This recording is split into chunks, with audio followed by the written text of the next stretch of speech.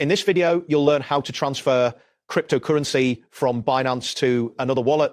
By following these steps, you will successfully send your crypto to a destination of your choice. Begin by accessing your destination wallet, open the application or website, and securely unlock it. Once you have access, select the specific cryptocurrency you intend to receive.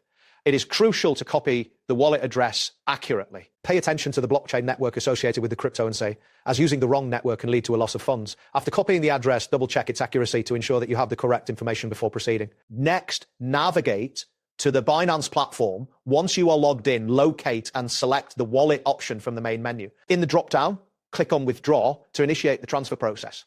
From here, you will need to select the cryptocurrency asset that you wish to send. Paste the wallet address you copied from your destination wallet into the designated field. It is essential to choose the correct blockchain network for the withdrawal. After that, enter the amount of cryptocurrency you want to withdraw.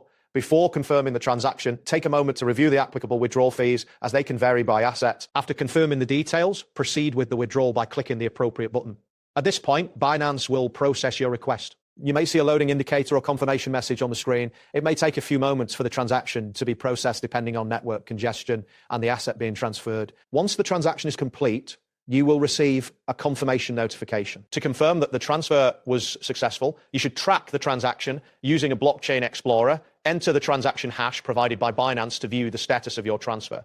Wait for the necessary confirmations to appear, as this can vary by coin and network. After adequate confirmations, check the balance in your destination wallet to ensure that the funds have arrived. It is advisable to save the transaction hash for your records. If there are any delays or issues, consider contacting customer support for assistance, but avoid making duplicate withdrawal requests during this time. That wraps up today's guide. Thanks for watching, and catch you in the next tutorial.